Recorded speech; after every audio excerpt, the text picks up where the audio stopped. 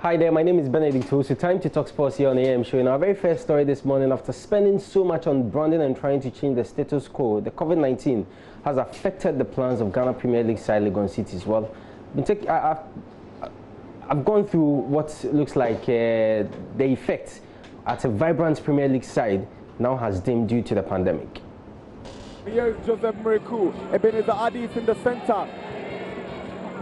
Tabila against the woodwork. Ebenezer Adi good defending from Buedu. They started the Premier League with a big bang, a team with management poised to make a dominant impression both on the pitch and on the minds of all football fans in Ghana. Their entry was an onslaught branding every space available anywhere. Unlike many of the Premier League teams in Ghana, Legon Cities has a vibrant social media presence.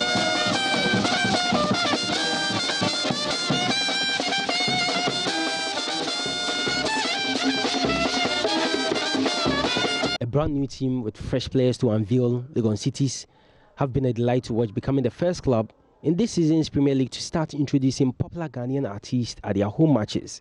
They started with Shatawale.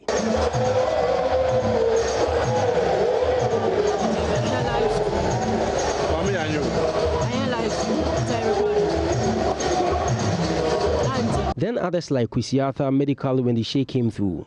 In spite of the hype, Legon City started the league losing a lot of matches.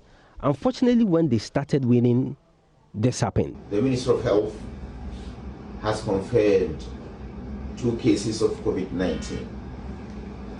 The cases were confirmed on the 12th of March, that is today, 2020. Laboratory results of the 2 confirmed cases were received at the same time from the Noguchi Memorial Institute for Medical Research. This announcement by the health minister changed everything.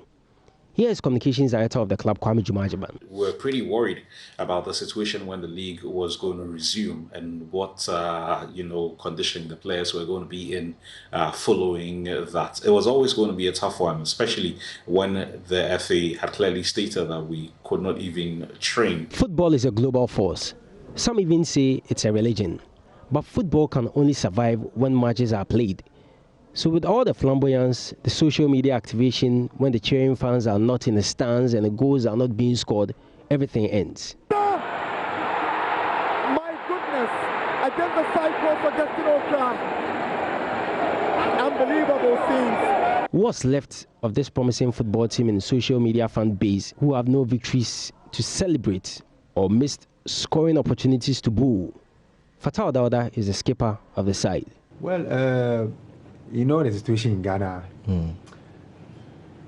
If we say we should have this pay cut, the salary are coming, but we can't compare ourselves with those playing outside. We can't. In Europe, okay. We can't do that. We wish we can. We do something because there's no league going, there's no activity going, but yet still the management are still paying the players. I feel for them. The fans of the club are not left out. They were enjoying every bit of what was happening at the club until COVID-19.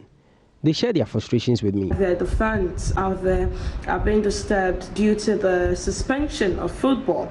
Well, due to the pandemic, the president urged that all football activity should be banned, and this is for our safety. I know that majority of us out there are so bored. Some of us are getting depressed, some of us are getting so frustrated, but this is just for a short while. Let us just stay home and stay safe. So what's their plan now, and are things going to change when football finally resumes?